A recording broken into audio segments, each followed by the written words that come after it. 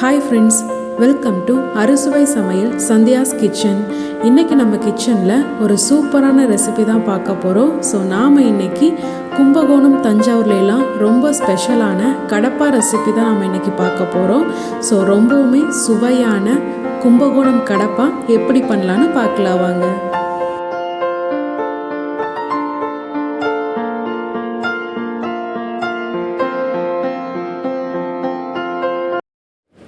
So first Kadapa செய்கிறதுக்கு பாசிப்பருப்பு உருளைக்கிழங்கு நம்ம வேக வச்சு எடுத்துக்க போகிறோம். ஸோ ஒரு குக்கரில் அரைக்கப் பாசிப்பருப்பு ஆட் பண்ணிவிட்டு அதை நல்லா வாஷ் பண்ணிக்கலாம்.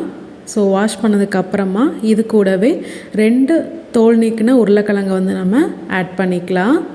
ஸோ இந்த மாதிரி 2ஆக கட் பண்ணி ஆட் பண்ணிக்கலாம். நெக்ஸ்ட்டு தேவையான அளவு தண்ணீர் ஆட் பண்ணிக்கலாம். இது கூடவே ஒரு 1/4 டீஸ்பூன் மஞ்சள் தூள், தேவையான அளவு உப்பு ஆட் பண்ணிக்கலாம். கொஞ்சமாக ஆட் பண்ணால் போதும். ஸோ ஆட் பண்ணிவிட்டு இப்போ நம்ம இதை ஒரு 3லேருந்து 4 விசில் வரைக்கும் விட்டுறலாம்.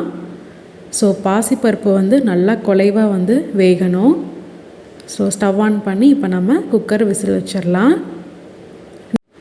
நெக்ஸ்ட்டு கடப்பாக்கு தேவையான கோகோனட் பேஸ்ட் நம்ம அரைச்சிக்க போகிறோம். ஸோ ஒரு மிக்ஸி ஜாரில் தேங்காய் 1/4 மூடி ஆட் பண்ணிக்கலாம். கூடவே ஒரு 2 டேபிள் ஸ்பூன் பொட்டுக்கடலை, 3 பல் பூண்டு, ஒரு சின்ன துண்டு இஞ்சி, ஒரு பச்சை மிளகா, 1 டேபிள் ஸ்பூன் சோம்பு இதெல்லாம் ஆட் பண்ணிவிட்டு கொஞ்சமாக தண்ணி விட்டு நல்லா பேஸ்ட்டாக அரைச்சி எடுத்துக்கலாம்.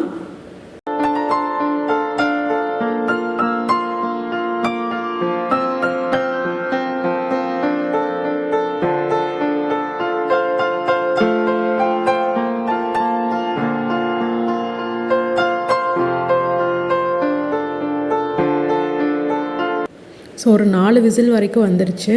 இப்போ நம்ம ஓப்பன் பண்ணி பார்க்கலாம். ஸோ பாசிப்பருப்பு உருளைக்கிழங்கு ரெண்டுமே நல்லா வெந்துருச்சு.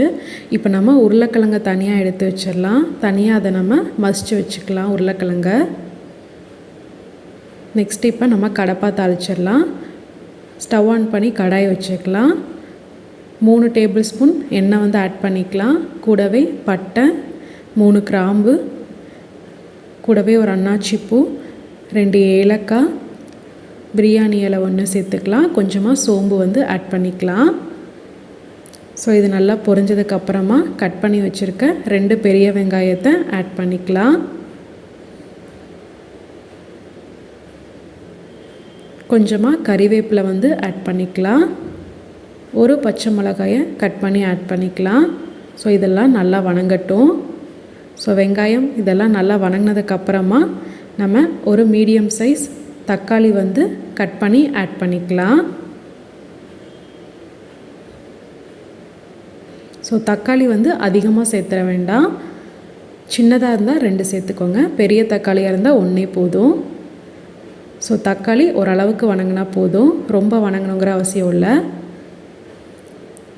ஸோ தக்காளி ஓரளவுக்கு வணங்கினதுக்கப்புறமா நம்ம அரைச்சி வச்சுருந்த தேங்காய் பேஸ்ட்டை இப்போ ஆட் பண்ணிக்கலாம். ஸோ ஆட் பண்ணிவிட்டு அதோட ராஸ்மெல் போகிற அளவுக்கு ஒரு 2லேருந்து 3 நிமிஷம் கொஞ்சமாக தண்ணி ஆட் பண்ணி நல்லா கொதிக்க விட்டுடலாம்.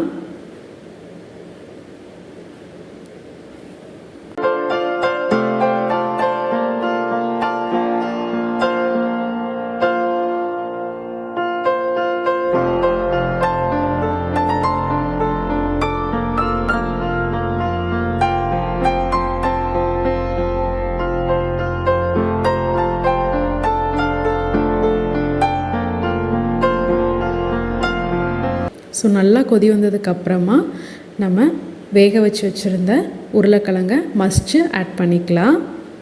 ஸோ ஆட் பண்ணிவிட்டு இதையும் நல்லா கலந்து விட்டுட்டு இது ஒரு 2 நிமிஷம் நல்லா கொதிக்கட்டும்.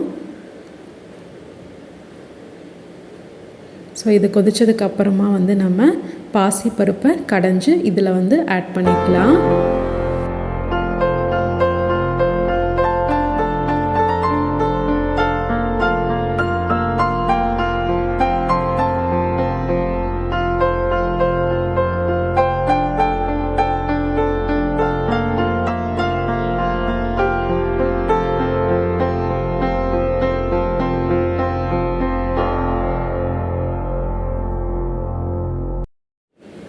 ஸோ பாசிப்பருப்பு ஆட் பண்ணியாச்சு. நம்ம ஆல்ரெடி அதில் வந்து உப்பு வந்து ஆட் பண்ணியிருக்கோம். ஸோ பார்த்துட்டு உப்பு வந்து ஆட் பண்ணிக்கோங்க. கொஞ்சமாக தேவையான அளவு தண்ணியை விட்டுட்டு நல்லா கலந்து விட்டுக்கலாம். மீடியம் ஃப்ளேமில் ஒரு 5 நிமிஷத்துக்கு நல்லா கொதிக்கட்டும். ஸோ கொதித்ததுக்கப்புறமா கொத்தமல்லி இலை தூவி நம்ம இறக்கிடலாம்.